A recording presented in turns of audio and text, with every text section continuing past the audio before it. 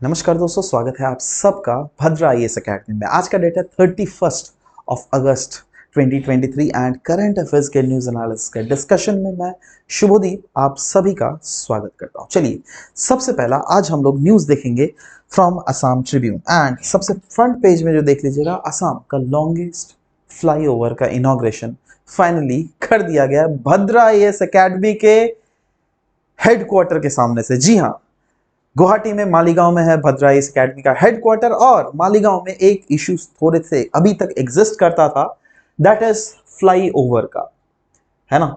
And अभी वो issue बिल्कुल खत्म हो गया है, तो कोई भी अगर दूर दूर से मालीगांव में आना चाहते हैं, जो कि भद्रा आईएएस एकेडमी में एडमिशन लेना चाहते हैं, उनके लिए तो काफी ज्यादा इजी हो जाएगा, है ना। क्यों? क्योंकि बहुत ही ज्यादा फास्ट अब ट्रैफिक का मूवमेंट होगा, ट्रैफिक बिल्कुल ही खत्म हो जाएगा। क्यों? क्योंकि एक फ्लाईओवर बन चुका है।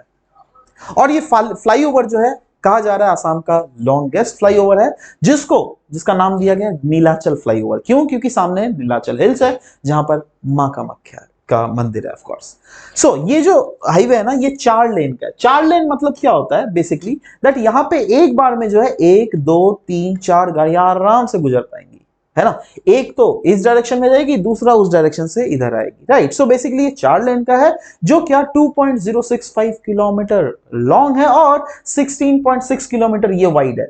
ये लॉन्ग मतलब ये यहां से, जहां से स्टार्ट हुआ है, जहां पर खत्म हो रहा है, वहां तक ये 2.065 किलोमीटर है। एंड ये जो वाइड है, ये विड्थ जो देख रहे हो, that width is around 16.6 metre, जिससे कहा जा रहा है ट्रैफिक कंजेशन बहुत से घट जाएगा। नाउ कभी भी अगर हम लोग बात करते हैं इस टाइप के इंफ्रास्ट्रक्चर डेवलपमेंट के बारे में, राइट, तो you can clearly say that इस इंफ्रास्ट्रक्चर डेवलपमेंट किया क्यों जाता है, क्योंकि एक रीजन से दूसरे रीजन में जिससे ट्रैफिक की मूवमेंट बहुत ही ज्यादा स्मूथ तरीके से हम लोग देख सके, इसीलिए यह किया जाता है। नेक्स्ट हम लोग बात करेंगे, अगेन ये भी आसाम ट्रिब्यून से लिया गया है, और यहां पे हम लोग बात करेंगे टिंकरिंग लैब्स के बारे में, स्पेसिफिकली अटल टिंकरिंग लैब्स के बारे में। क्यों न्यूज में था? क्योंकि 5 टिंकरिंग लैब्स को ओवरऑल इनॉग्रेट किया गया है, ऑफ कोर्स पांडु रीजन में, जो कि ऑफ कोर्स गुवाहाटी का ही एक रीजन है। सो बेसिकली ऑब्जेक्टिव क्या है इस टिंकरिंग लैब को बनाने का? तो उस देखो, ये लैब्स बेसिकली ऐसी लैब्स होती हैं जहां पे अलग अलग चीजों में बच्चे जो है एक्सपेरिमेंट्स कर सकते हैं। इससे क्या है कि एक इनोवेटिव कल्चर उसके इसमें आता है, दैट इज कहीं ना कहीं they get to see the culture where they can innovate something, right. ये एक इनोवेटिव, एक स्टार्टअप कल्चर को प्रोवाइड इनोवेट करने में बहुत ज्यादा मदद करता है। तो वही बोला गया दैट ऑब्जेक्टिव क्या है, दैट यहाँ पे क्यूरोसिटी, जिससे बच्चों के माइंड में फॉस्टर किया, क्यूरोसिटी, क्रिएटिविटी और इमेजिनेशंस को यंग माइंड में और भी ज्यादा बढ़ाया जा सके। क्योंकि इस ओवरऑल एम ही है टिंकरिंग लैब्स का बनने का, दैट कैसे स्किल्स प्रोवाइड किया जा सके in designing sector, in computation thinking, adaptive learning या फिर फिजिकल कंप्यूटिंग सेक्टर। क्योंकि ओवरऑल टिंकरिंग लैब्स की अगर बात करें, ये कहा जाता है एक एपिसेंटर है for imparting these skills for the future through practical application. यहां पे प्रैक्टिकल ऐसे चीजें रहेंगे जिस पे आप एक्सपेरिमेंट्स कर सकते हो, और उन एक्सपेरिमेंट्स के थ्रू कहीं ना कहीं आपकी जो इनोवेटिवनेस आएंगी वो हमको देखने को मिल सकता है, जिससे कि ऑफ कोर्स बच्चे का सेल्फ लर्निंग तो होगा ही, बट साथ ही साथ बच्चे इस डायरेक्शन में बहुत ज्यादा आगे भी बढ़ेंगे। नेक्स्ट हम लोग बात करेंगे होलंगापार गिबन सेंचुरी के बारे में। क्यों ये न्यूज में था? क्योंकि कुछ प्राइमेटोलॉजिस्ट ने प्रपोज किया था एक सॉल्यूशन, और ये ऐसा सॉल्यूशन था जिससे एड्रेस किया जा सके 1.65 किलोमीटर का जो रेलवे ट्रैक बना है ना, जो क्या होलंगपुर गिबन सेंचुरी के बीच से गुजर रहा है ना। उसमें ऑफ कोर्स ईस्टर्न असम में ये लोकेटेड है, एंड वहां पे हॉलक गिवन, जो कि एक बहुत ही इंपॉर्टेंट स्पीशीज है, इंडिया में सिर्फ इस रीजन में मिलता है, तो वो उसको, उनके स्पीशीज को जैसे सेव किया जा सके, इसीलिए we are discussing about this. तो ये सेंचुरी की जहां तक बात करें, होलंगापार गिबन सेंचुरी, ये कहां पर है? ये देखो, ये है असम, और असम का जो ये लोकेशन यहां पर है जोरहाट के थोड़ा नीचे वाला लोकेशन अगर देख लीजिएगा, इसी रीजन में होलंगापार गिबन सेंचुरी। और उस गिबन सेंचुरी के बीच से क्या होना, रेलवे ट्रैक गुजारा गया। अब अगर एक सेंचुरी के बीच से अगर आप रेलवे ट्रैक गुजारोगे, तो इसका घर, तो अगर आपके घर के बीच से, मैं बेडरूम के बीच से अगर कोई रास्ता गुजार दूं, आपका बेडरूम टूट जाएगा ना 2 भागों में। वैसे ही अब सोचो, इनका भी तो ये घर हुआ ना, इनका घर के बीच से अगर आप रेलवे ट्रैक निकालोगे, मतलब टेक्निकली ये वाला पार्ट जो है जुड़ा हो गया, है ना। अब यहां पे एक प्राइमेटोलॉजिस्ट के द्वारा सजेशन दिया गया है, और वो सजेशन क्या है, काफी ज्यादा इनोवेटिव सजेशंस है, राइट। उस सजेशंस के हिसाब से ये लोग क्या बोल रहे हैं, दैट क्यों ना हम लोग कंस्ट्रक्ट कर सके आर्टिफिशियल कैनोपी ब्रिज, जिससे गिबन्स जो है आराम से मूव कर सके अक्रॉस द रेलवे लाइन। अब देखो गिबन्स मतलब क्या हुआ ना, यहां पे अगर मैं बात करूं, देखो अगर मैं 2 मिनट के लिए बात करूं, देखो ये जो है ना लटकने वाले स्पीशीज है, ठीक है। अब सोचो आप that this is the railway track, है ना, जहां पर आपकी रेलवे गाड़ी गुजर रही है। Can you observe this, right. ये है एक पार्ट ऑफ जंगल, ये वाला पार्ट, और ये वाला पार्ट है दूसरे टाइप पार्ट ऑफ जंगल, और इसके पीछे से अल्टीमेटली हम लोग को देखने को मिल रहा है दैट ये जो रेलवे गुजर रहा है, ठीक है ना। जब ये रेलवे इस वाले जंगल को फ्रैगमेंट कर दे रहा है, तो यहां पे बोला जा रहा है क्यों ना एक आर्टिफिशियल कैनोपी क्रिएट किया जा सके। आर्टिफिशियल कैनोपी मतलब इस रीजन में सोचो पेड़ पौधे लगा दे, और पेड़ पौधे इस रीजन में के पेड़ पौधे लगा दे, तो यहाँ पे क्या होगा, ये वाला कैनोपी जो आपस में मिल जाएगा। तो इससे क्या होगा, ये जो हॉलक गिबन्स है, ये इस रीजन से इस रीजन, वो नीचे से नहीं गुजरना पड़ेगा, ये लोग पेड़ के सहारे ही आराम से कूद कूद कर उधर चले सकते हैं। समझ लो बात। तो यही बोला गया, gibbons are the smallest and the fastest of all the space apes species, जो क्या ट्रॉपिकल या फिर sub tropical forest of South Asia में मिलते हैं। एंड इसका कंजर्वेशन स्टेटस की जहां तक बात करें, तो देखो कंजर्वेशन स्टेटस, वेस्टर्न हॉलक गिबन होता है ये इंडेंजर्ड, ईस्टर्न हॉलक गिबन जो है ये वल्नरेबल है, और जो कि इंडिया के schedule 1 of the Indian wild life protection act of 1972 में लाई कर रहा है। So just remember these all things, right. Next हम लोग बात करेंगे नेशनल कार्बन रजिस्ट्री के बारे में, है ना। UNDP, United Nations Development Programme ने क्रिएट किया एक ओपन सोर्स सॉफ्टवेयर किसका नाम दिया है, नेशनल कार्बन रजिस्ट्री। नाउ ये ओपन सोर्स सॉफ्टवेयर करेगी क्या, ये एक काइंड ऑफ डेटाबेस मेंटेन करेगी, जिसमें नेशनल डेटा और उसके various processes related to carbon trading credits, वो उसके सारे के सब कुछ का डेटा जो है एक जगह में इस ओपन सोर्स प्लेटफॉर्म में रहने वाला है, राइट। सो ये एक सॉफ्टवेयर है जिसने रिसीव किया accreditation from the digital for the age a digital public good, right. मतलब ये एक ऐसा ओपन सोर्स प्लेटफॉर्म है जिससे ओवरऑल पब्लिक का तो गुड होगा, होना ही है, बट साथ ही साथ इससे कंट्रीज जो है अपने डेटास को रख सकती है, और इन डेटास के हिसाब से क्लियर शॉट आपके पास सब कुछ रहेगा दैट कार्बन क्रेडिट्स जो ट्रेड्स हो रहे हैं, राइट, उन कार्बन क्रेडिट्स में कैसे एक्सचेंजेस हो रही है, right. Now it comprises of various modules, software and technical documentation. ये मॉड्यूल्स ले लो, सॉफ्टवेयर की बात करें या फिर टेक्निकल डॉक्यूमेंटेशन की बात करें, इसको हर एक कंट्रीज के द्वारा कस्टमाइज किया जा सकता है, और इससे क्या होगा दैट जो भी कार्बन के रिलेटेड जो भी मेजर्स होते हैं कोई भी देश में, उसका जो इंप्लीमेंटेशन है ना वो काफी ज्यादा फास्ट हो जाएगा। क्योंकि समझने की कोशिश करना, ये क्या बोला गया, ये कोई भी डेटा जो प्रोसेस कार्बन क्रेडिट के रिलेटेड डेटा उसको रखा जाएगा। और कार्बन क्रेडिट्स बेसिकली होते क्या है, से फॉर एग्जांपल मेरा एक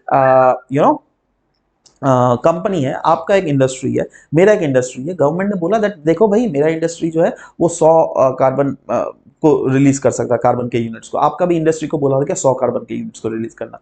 मैं अगर 80 कार्बन के यूनिट्स को रिलीज कर रहा हूं, आप अगर 120 कार्बन के यूनिट्स को रिलीज कर रहे हैं ना, तो आप मेरे से 20 क्रेडिट खरीद सकते हो, समझ लो। क्योंकि मेरा तो लिमिट था 100, मैंने 100 से कम रिलीज किया, आपका लिमिट था 100, आपने 100 से ज्यादा रिलीज किया, तो वो क्रेडिट्स आप मुझसे खरीद सकते हो, और ऑन बिहाफ आप मुझको कुछ पैसे भी दे सकते हो। तो इस टाइप से जो है कार्बन क्रेडिट्स के जो एक्सचेंजेस हो रहे हैं उसके प्रोमिनेंट डेटाज जो है सब कुछ दिए जाएंगे। इससे क्या होगा दैट ऑफ कोर्स जो टाइमलाइंस रहते हैं for the implementation of carbon related measures by any countries, वो सब तो इफेक्टिवली इंप्लीमेंट होगी ही, बट साथ ही साथ ये जो है एक ओपन सोर्स प्लेटफॉर्म में इस सब चीजों की डॉक्यूमेंट भी की जाएगी। And registry aligns with the best practices and insights from the countries which are supported by the various groups, जैसे digital for climate working group, हाँ, जो कि इंक्लूड करता है UNDP, World Bank, UNFCC, as well as these factors are, मतलब these institutions are there, and this initiative aims at building digital public infrastructure, जिससे of course address हम क्या कर रहे हैं, क्लाइमेटिक चैलेंज को एड्रेस हम क्या कर रहे हैं, कार्बन मार्केट्स को। और ये सॉफ्टवेयर कहीं ना कहीं अलाइन कर रहा है विद द पेरिस एग्रीमेंट का article 6 and intended nationally determined contribution का, जो क्या रिकॉग्नाइज कर रही है growing interest in the carbon market world wide for green house gas का एमिशन रिडक्शन। नेक्स्ट इज हम लोग बात करेंगे नाव मित्र। देखो नाव मित्र है क्या, ये बेसिकली एक इसरो के द्वारा क्रिएट किया गया एक इसरो का स्पेस एप्लीकेशन सेंटर जो है, उन्होंने डेवलप किया एक डिवाइस। ये डिवाइस का ही नाम है नाव मित्र। नाउ इस डिवाइस से होता क्या है, इस डिवाइस को जैसे फिशरमैन को दे दिए जाएंगे। सोचो आप फिशरमैन हो, आप यहां पर हो, राइट, आपको कोई डेटा चाहिए अचानक से, या फिर सोचो आपका शिप डूब रहा है, आपको अचानक से आपके पास टाइम है 10-15 मिनट का, तो आपने उस डिवाइस के माध्यम से जो आप अलर्ट ऑन करोगे ना, तो वो अलर्ट का सिग्नल जो ग्राउंड स्टेशन में जो लोग हैं उनको मिल जाएगा, राइट, और वो जल्दी से जल्दी सिक्योरिटी पर्पस में आपके पास जो है वो कुछ चीजें भेज देंगे जिससे कि आपका भला हो सके, राइट। सो वही बोला गया that this device is aimed at enhancing the safety of fisherman, वही तो बोला, right. And it operates through satellite based communication, obvious सा बात है, कोई तार तो नहीं लगा हुआ रहेगा भाई, सैटेलाइट के कम्युनिकेशन के थ्रू ही होने वाला है, ठीक है। और ये टू वे मैसेजिंग होगा, जिसमें आप जो भी बोट सी में है वो भी उस स्टेशन को मैसेज कर सकते हैं, और स्टेशन वाले भी उनको, अथॉरिटीज जो है स्टेशन, ग्राउंड स्टेशन में, ये अथॉरिटीज भी अगर चाहे तो इन फिशरमैन को कुछ मैसेज भेज सकते हैं। और ये system can convey weather alerts, cyclone warning and different other information in the local languages. It does not mean that इसको जो है कोई अलग इंग्लिश लैंग्वेज, अगर सोचो फिशरमैन को इंग्लिश आता ही नहीं है तो क्या करेगा, सोचो तमिलियन फिशरमैन है तो ऑफ कोर्स उसको तमिलियन लैंग्वेज ही ना आता होगा उनको, राइट। तो यही चीज है, right. Next, in case of emergency जैसे बोट एक्सीडेंट्स या फिर फायर्स देख लोगे, उसके केस में क्या होगा, फिशरमैन जो है एक्टिवेट कर सकता है डिवाइस ऑन अलर्ट, और इससे क्या होगा दैट कंट्रोल सेंटर जो होगा उसको ये रिसीव इंफॉर्मेशन मिल जाएगा, और कंट्रोल सेंटर जो है रिस्पॉन्स भेजेगा, अचानक से जल्दी से भेज देगा शिपिंग को, राइट। तो इससे क्या होगा दैट डिवाइस में जो है details about shipping routes, maritime boundaries और फिशिंग एरियाज, ये सब कुछ के इंफॉर्मेशन भी आपको एक्स्ट्रा फ्री ऑफ कॉस्ट भी मिलेंगे। और ये कहीं ना कहीं जो एप्लीकेशन बताया जा रहा है, डिवाइस बताया जा रहा है, this is very good device ऐसा कहा जा रहा है। नेक्स्ट इज ग्लोबल साउथ का कॉन्सेप्ट बोला गया है। ग्लोबल साउथ का बिजनेस स्टैंडर्ड में ये कॉन्सेप्ट दिया गया था, और हम समझते हैं दैट ग्लोबल साउथ का मतलब होता क्या है। देखो, ग्लोबल साउथ ये टर्म जो लिया गया ना, ये ओरिजिनेट होता है फ्रॉम द 1969 में, राइट। और 1969 में ड्यूरिंग द वियतनाम वॉर जो है, अल्टीमेटली क्या हुआ था ना दैट कहीं ना कहीं हमको ग्लोबल ऑर्डर देखने को मिला था काफी ज्यादा इनइक्वल, कुछ कुछ कंट्रीज थे विच वर फार बेटर, कुछ कुछ कंट्रीज थे which are far behind, right. जैसे अगर बात करें इंडिया, ब्राजील, नाइजीरिया, इंडोनेशिया, ये कंट्रीज को ग्लोबल साउथ में बोला जाता है। क्यों? क्योंकि ये ऐसे कंट्रीज है which are considered to be the part of developing world, and these are those countries which are respectively economically अगर देखोगे on a much downward section, अगर मैं बोलूंगा तो respectively as compare to other countries, right. और देखो, अगर global south north और ग्लोबल साउथ को कंपेयर करें ना, तो दीज आर ग्लोबल नॉर्थ, जिसमें America, Canada, European countries, Russia, है ना, आपका जाके जापान, ऑस्ट्रेलिया, न्यूजीलैंड, ये सब आता है। और ग्लोबल साउथ में जो बाकी सारे कंट्रीज देखो, जो चाइना, इंडिया, अफ्रीकन कंट्रीज, बाकी सब सारे कंट्रीज जो है, ये सब ग्लोबल साउथ में हमें देखने को मिलते हैं, राइट। अब इसका इवोल्यूशन कैसे हुआ, देखो कहीं ना कहीं ये जो ग्लोबल साउथ मतलब क्या, वो बतलाता है डेवलपिंग वर्ल्ड को बियॉन्ड इकोनॉमिक्स, मतलब इकोनॉमिक्स से बाहर में जाएगा। एक तो इकोनॉमिक्स हम लोगों ने देखा ही दैट हाँ, ग्लोबल नॉर्थ का जो इकोनॉमिक्स है रिस्पेक्टिवली स्ट्रेंथन, और ग्लोबल साउथ का इकोनॉमिक्स जो है वो रिस्पेक्टिवली पुअर है। बट इसको अगर साइड में रख कर हम लोग देखें तो यहाँ पे हम लोग बोल सकते हैं why the traditional levels focuses on economic indicators, but global south का कहीं ना कहीं कल्चरल और डिफरेंट अदर डिफरेंसेस भी देखता है। जैसे ग्लोबल साउथ बोला गया प्रायोरिटाइज करता है किसमें, सस्टेनेबल लिविंग में। ग्लोबल साउथ प्रायोरिटाइज करता है किसमें, इकोलॉजिकल बैलेंस में, यूनिवर्सल हेल्थ केयर में, है ना। तो ओवरऑल जो है ग्लोबल साउथ और ग्लोबल नॉर्थ का डिफरेंस जो है वो सिर्फ और सिर्फ इकोनॉमिक टर्म में ही नहीं, बल्कि यस हम लोग कल्चरल एस्पेक्ट से भी ग्लोबल नॉर्थ से रिस्पेक्टिवली ज्यादा बेटर है, राइट। सो ये चीज है। नेक्स्ट इज हम लोग बात करेंगे near and far side of the moon. ये बहुत समय आपको न्यूज में देखने को मिल रहा है, चंद्रयान 3 जो मून है वो साउथ पोल में लैंड हुआ है, and it is a part of India lunar exploration effort successfully landed on the Vikram lander in the near side of the moon, right. तो सवाल होता है that near side of the moon and far side of the moon में difference क्या है। देखो, जो basic differences की अगर बात करें, सबसे पहले हम लोग बोलेंगे विजिबिलिटी। विजिबिलिटी की अगर बात करें, यस, अर्थ ऑब्जर्वर्स जो है वो 60% ऑफ जो नियर साइड का मून सरफेस है वो आराम से देख सकते हैं, बट कोई फार साइड ऑफ द मून जो है वो बिल्कुल ही अर्थ से विजिबल नहीं होता। टेरेन की अगर बात करें, यस, नियर साइड जो है रिलेटिवली स्मूथर और ज्यादा मतलब वैसे वोल्केनिक प्लेन्स है, बट फार साइड है वो वहां पे रिस्पेक्टिवली इतनी स्मूथनेस नहीं है, रफ है, right, with larger impact craters बहुत ज्यादा है। स्पेस मिशन की अगर बात करें तो ये नियर साइड वाला ज्यादा कंड्यूसिव है क्योंकि रिस्पेक्टिवली फ्लैट टेरेन है, बट वहीं पर फार साइड की अगर बात करें तो वो ज्यादा चैलेंजिंग है। क्यों? क्योंकि यहाँ पे रफ टेरेन्स और क्रेटर्स है। क्रेटर्स मतलब बड़े बड़े जो गड्ढे होते हैं ना, उसको कहते हैं क्रेटर्स, राइट। ये जैसे ये देखो, ये सब जो क्रेटर्स है, ये सब क्या है, दीज आर क्रेटर्स, राइट। ये बहुत बड़े बड़े गड्ढे हैं, right. So anyways, lunar exploration में अगर देखोगे, many lunar missions have been landed here, but fewer lunar missions due to challenges has landed here. और चाइना का अगर देखोगे, सिर्फ चाइना का मिशन ही फार साइड में अभी तक भेजा गया है।